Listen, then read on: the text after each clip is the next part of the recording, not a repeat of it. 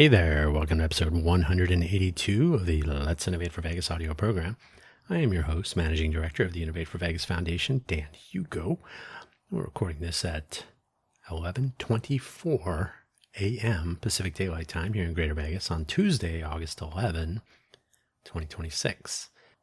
We normally publish new episodes on Tuesdays, often in the morning. Today it will be in the afternoon, local time, but we're still good. Today's title and topic, Making Noise in a Good Way. If you're not familiar with the Innovate for Vegas Foundation or perhaps this audio program, you've come to the right place. The Innovate for Vegas Foundation was founded in June of 2022 as the Code for Vegas Foundation, which itself was a reboot, a reformation of the Code for Vegas Brigade that was part of Code for America 10 years prior, give or take. So Innovate for Vegas Foundation has been around we're in our 5th year. We focus on civic innovation, civic volunteerism, community elevation. Our purpose statement is to enable and encourage ideation, innovation, and implementation to make our communities better. Fairly generic. Innovation can take many forms. So can ideation and implementation, and integration for that matter.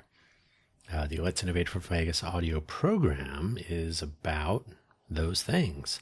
It's about some of our initiatives, some of our challenges, some of the things we hope to work on, some of the ways that we hope to work with others, whether it's our peer groups across the country and around the world or our local innovator community right here in Vegas.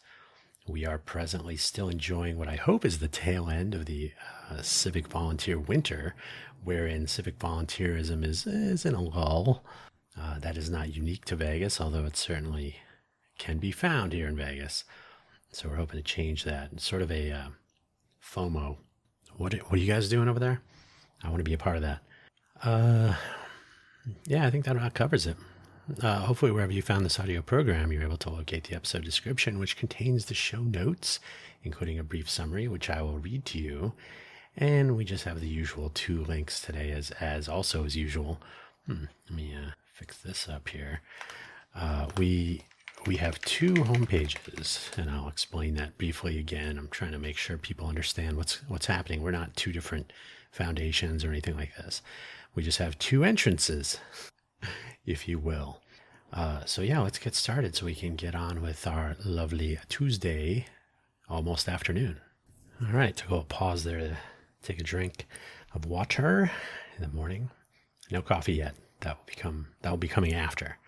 The summary of today's episode then, making noise. Being a part of one's community means many things. One of them is being informed.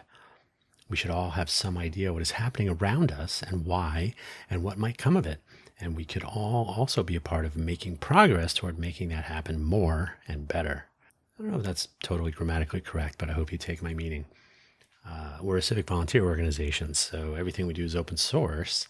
And people who do contribute as civic volunteers, they get full credit, of course, for their work.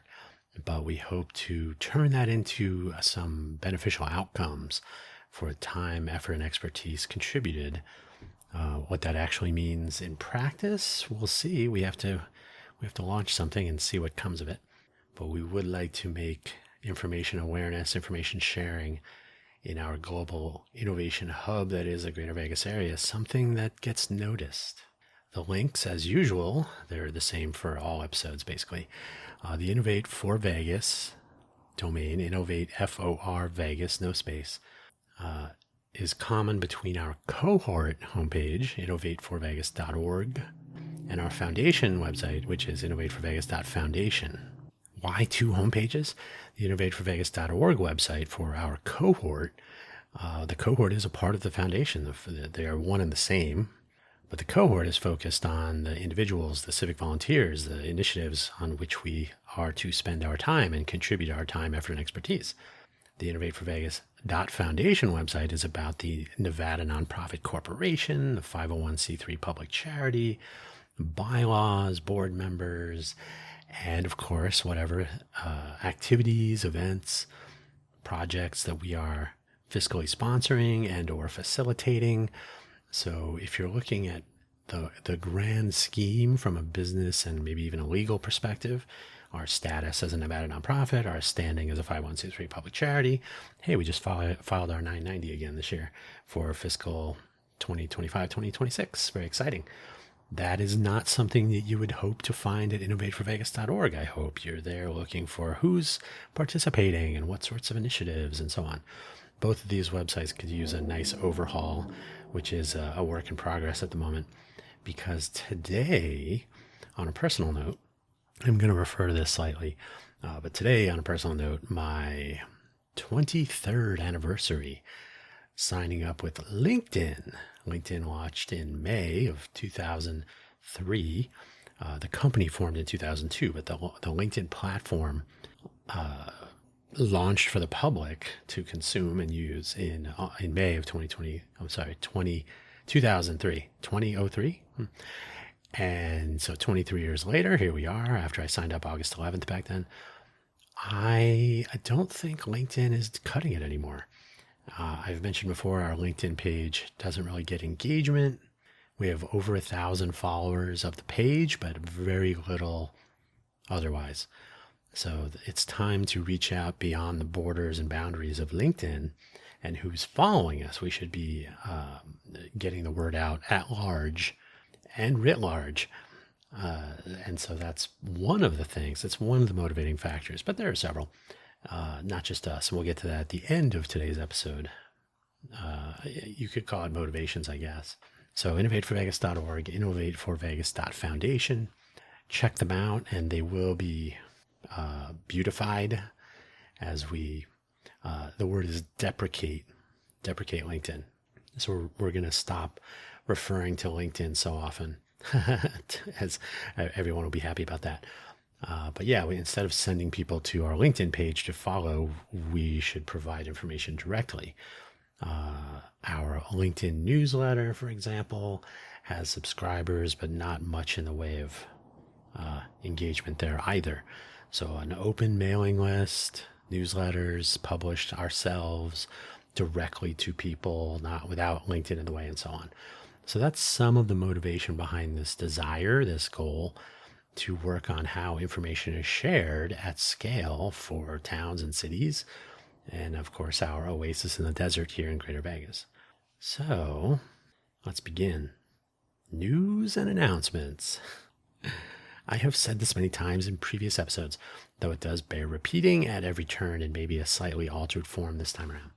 The Greater Vegas area has a communications problem that is not helped in the slightest by our legacy media companies, nor by our reliance on LinkedIn to reach a fraction of the population, nor by our many, many content creators who cater to tourists and potential home buyers. And there's nothing wrong with that. We love you all. But they do so far more than anything or anyone else. Let me fix that. Anything or anyone. I forgot the anyone. I can't believe that. We have this problem just as many others do. Reaching the people of Vegas is gate-kept. Is that the correct use of a term like that? Gatekeepers is gate-kept and a real challenge. This is problematic for our organization in two main ways. And again, we're not only talking about us, but we are our first best example. So two main ways. One, regarding participation in our cohort initiatives and our foundation governance, basically forging connections and communication between our organization and potential civic volunteers and people interested in civic innovation and community elevation to grow our cohort and our potential. This is nearly impossible at the status quo. Trust me, I have reached out to everyone in a variety of verticals. Very little interest in participation. And there's a longer story behind that that would be completely theoretical on my part. So I will not go into that here, but the halo effect figures into that. The other, and based on my own experiences, by the way, the other, so number two of the two main ways that this is all problematic for us, the other with regard to our community elevating programs, such as the upcoming Smarter Smart City Challenge for 2027. Which will go undiscovered and unknown if we were to continue to rely on LinkedIn or local press outreach. They're both about as good to us. Unless at least one of those outlets actually reaches a part of the, or an intended or potentially interested audience, the crickets will show up where the people will not, possibly because they do not know. And I don't even know why the crickets would show up, but they tend to, and they make a lot of noise. Yes, there is social media, not quite the same as LinkedIn, but they are becoming more and more similar. But we do have Twitter or X, Blue Sky, Reddit, TikTok, Instagram, YouTube. These all serve, YouTube serves as a social networking function, although all of these are becoming social media platforms first and foremost.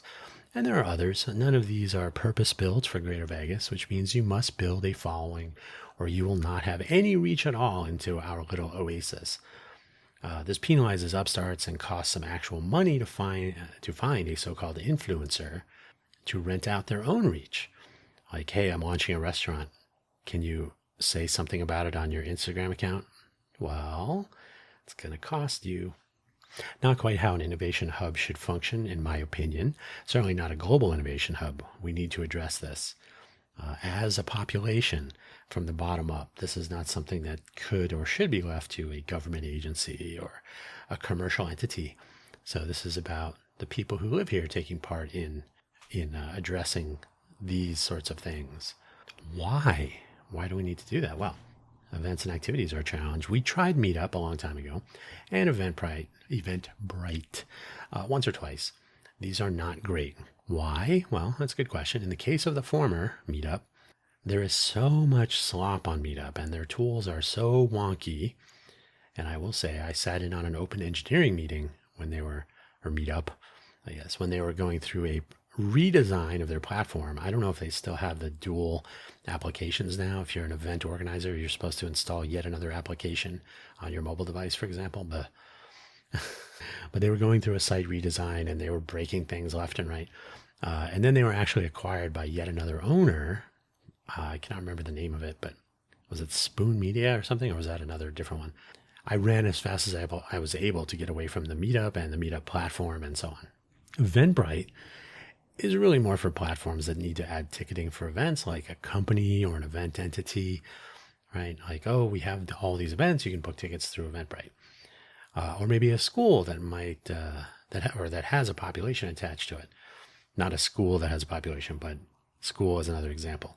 So any of these that have a population of visitors or employees or students or fans or whatever, Eventbrite is a reasonable way to connect that population to events and ticketing. Okay. Now they can manage events and ticketing there, and Meetup is not great for that. So, pardon me, I had to take a beat there. Eventbrite is okay. I'm not really anti-Eventbrite, but it's not a great fit for what we need.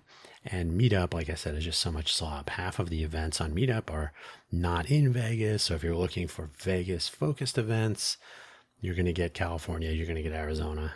I don't understand why they do that, but oh, that's right, they're in business. They're not built for Vegas. They are merely extracting. So when I say we, by the way, I'm speaking not only about our foundation and our cohort and our various activities and whatnot, but the general population of Greater Vegas at large, anyone attempting to host or facilitate anything from a casual meetup to a presentation to a demo day, for example, to a product or project launch, grand opening, etc., just about anything. Ask anyone about places where there is sort of an entrepreneurial innovation ecosystem. A community calendar is on the list of must-haves, which is why I focus on this more often than you might like. So I'm always talking about calendar. Smart calendar is one of our components of one of our initiatives, making use of modernity, but also the legacy and compatibility of the iCalendar standard, the CalDAV standard, etc. These have been around forever. They're still in use today. Not WordPress plugins, please. We have been using Luma. If you're not familiar, it's another event calendaring platform. So we've been using Luma for a while, since about January of 2026. It is not bad, but they hide API access behind their paid tier, so you can't interact with it through with automation programmatically unless you are paying. And they do not boost virtual events. So you really don't show up if you're having a virtual meetup, as we often do. preferring in-person events specifically and explicitly. They've said as much. If you're not in person, then we're not really going to promote your gathering, which is fine. That's a choice. And one of my personal pet peeves is removing canceled events rather than marking them as canceled. This is a sanity consideration so people can see that there was an event. And you can also see the momentum of an event from the past, even if they were canceled. Like, oh, it's every Tuesday. Okay. Not, oh, there's no events. Well, because we cancel them if nobody shows up, but they're on the calendar anyway. Office hours on Tuesdays, like today, for example. So now the iCalendar standard, the V event, V calendar, V event, V card, all that. If you don't know what I'm talking about, that's okay. But it's how your Google Calendar can talk to your Outlook calendar, to your Yahoo calendar, to your Apple iCal, right? iCalendar standard. Apple played a huge role in that, so still using it today. There is a status for canceled. So if you canceled an event, there's no reason to delete it or make it no longer visible. It can be marked as canceled with like overstrike lines through it or a different color or something. But that tells people that it was scheduled, you're not going crazy, and that we have had these events before. Sometimes they're canceled, sometimes they are not. So it gives you that event schedule momentum that actually is important if you spend any time looking into this stuff. So sanity and practicality combined, leave the events on the calendar. So Luma removes them if you cancel, which I am not a fan of. There are some other attempts, by way of newsletters, news websites, free paper-style websites, and some sites with truly awful WordPress plugins here in the Greater Vegas area that do try to get the word out about some events. Usually it's a subset. It's focused on some segment of their population, of their audience, their readership, etc. But they really do need to be superseded by something that takes advantage of modernity while also leveraging decades of calendar platform standards. You know what I'm speaking of if you have heard any of the previous episodes of this program that have touched on this. And you will hear more about this soon enough because we definitely need to address this. Our Challengers platform will have a calendar, for example. Our Open Transit platform would have a calendar. We'll talk about more of those, both of those and more into the future. Calendars are a known quantity. If you use the standards and you interoperate with other calendars, they suddenly become really useful. And they already were. Excuse me. I'll sip of my yerba mate tea. So here's where potential innovation can take place. Here's the deal. Everybody's favorite hub of innovation, Silicon Valley, spent a lot of years evolving with a culture of innovation emerging without blogs, social media, social networks, email. Now, with email, there was some internet in the early days. The internet sort of came alive in the 70s, maybe a little bit before that. So messaging and sharing documents and so on, that was kind of around, but it was a tricky business back then. So we'll say that there was not really email until into the 90s.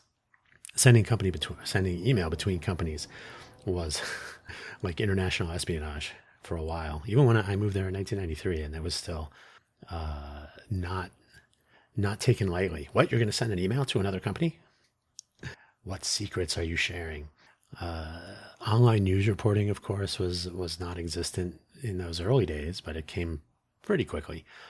And so on and so on. In fact, the telegraph and vacuum tubes figured prominently in the early days, in the early days. So did mining for gold. That's how Leland Stanford started his little school in a town aptly named.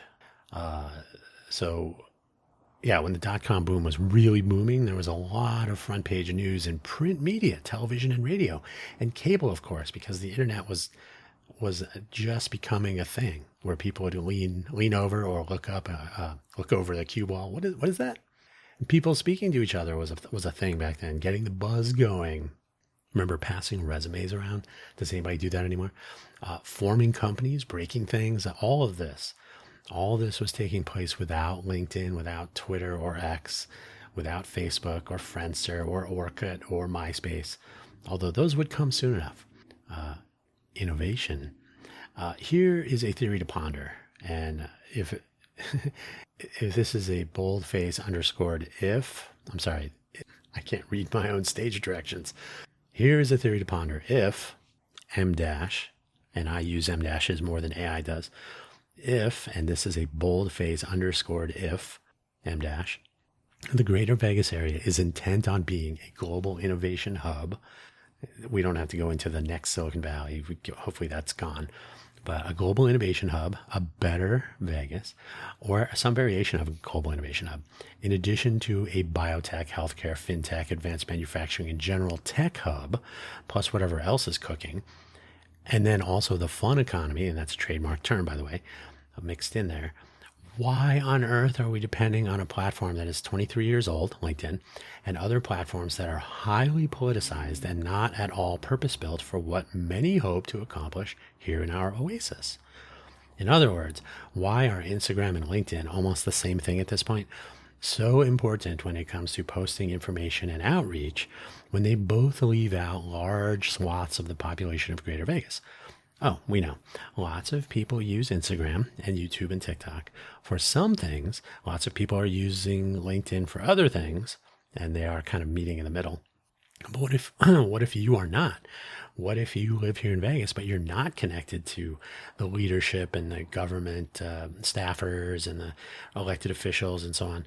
But they use, now, city government, I think, is required or has its own rules about publishing information.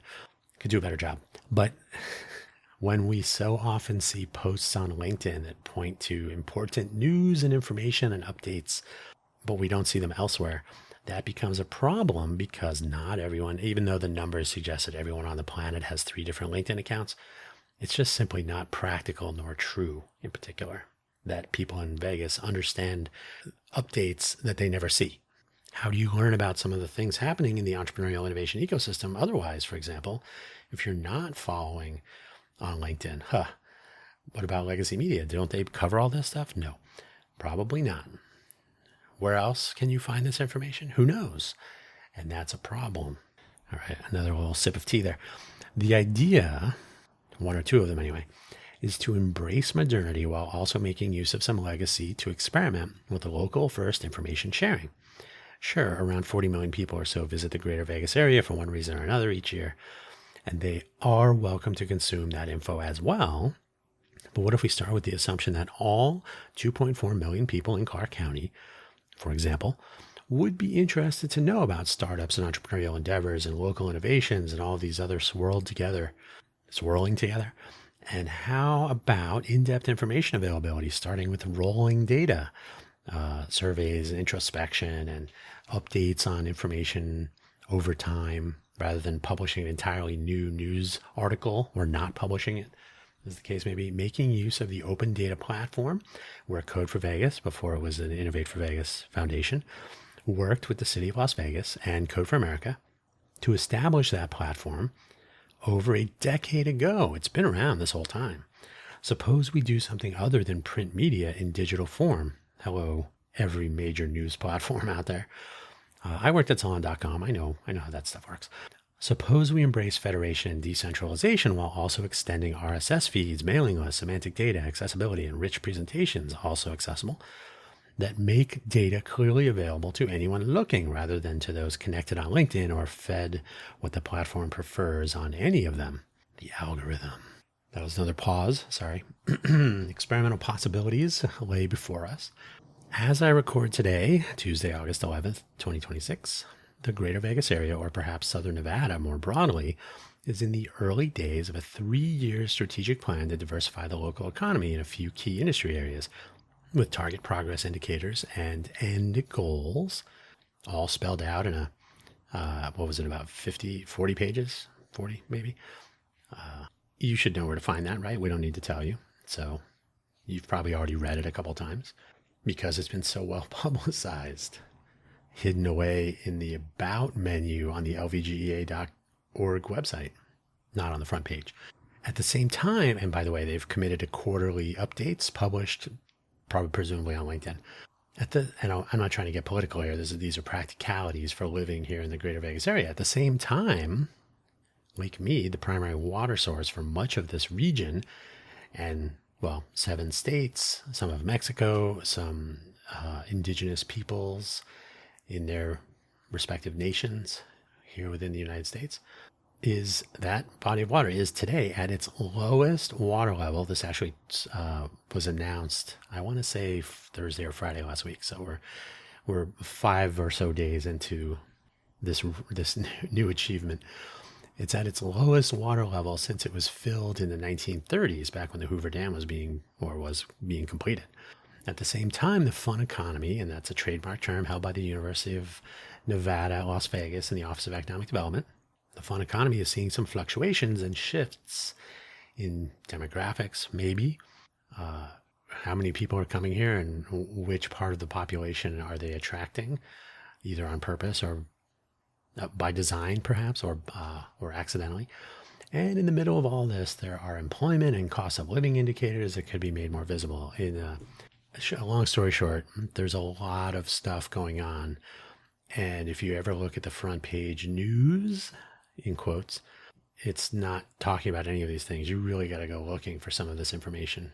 With so many people visiting the greater Vegas area, 38, 42, whatever, however many millions each year, and so much happening with professional sports teams and big events, altering traffic flows, Formula One, and attempts to appeal to and attract new key industries, all while attempting to bolster the educational foundations and entrepreneurial innovation ecosystem of this region, maybe, there is tremendous opportunity to experiment with our local population and our many, many visitors regarding how we share information and keep people informed about anything from showtimes and food options to habitat encroachment and optimized public transit routes and schedules.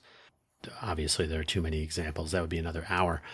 YouTube, TikTok, and Instagram videos, audio programs like this one, and print media converted to what are essentially blog posts are status quo. Yes, I'm saying that this audio program is old. It's legacy. Even though I record new ones every week, innovation here is on the menu in these spaces. So let's think more about how to reach people with vision and hearing challenges, how to make information available in useful ways. I wrote many. Let me fix that. How to make innovation available in useful ways without the episodic reporting style we have grown accustomed to over the decades. You ever notice how the first paragraph or two is the news, and then some or all of the remaining is just filling you in on the details from a previous article? We don't have to do that anymore. So innovation is on the menu. How to make information available in useful ways without the episodic reporting, though, is something to think about. So I just described what to think about here, how to think about, but new ideas that I haven't thought of. Let's go.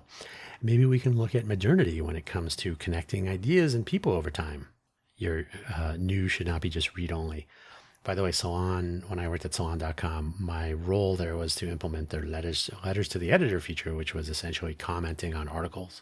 It was the frontier back then. The professional writers said, wait, you're just going to let normal people write on the same page as where my article is? That's the age we live in. Keep it open. Third phase commercialized platforms really want you to sign up and sign in, and you must follow and connect and like and share. Otherwise, you can't see stuff. For whom at this point? Who is that for? Well, it's for the companies. If you read Cory Doctorow's book, I will clean it up a little bit. In Poopification, you will know that phase 3 is not even about their advertisers. It's about the company itself, reaping all the benefits and rewards of their ownership of their visitor and user population. We can do better. We can keep information visible and available, and we can do it so that more people can get to that information, make use of it, and contribute to it. Comments, thoughts, opinions, etc. We live here. We are all part of the conversation, or we should be, and that's totally possible. So for everybody, this is not all designed to help our foundation get the word out about the upcoming Smarter Smart City Challenge or whatever else. Of course, it would be great if this does make that sort of outreach easier.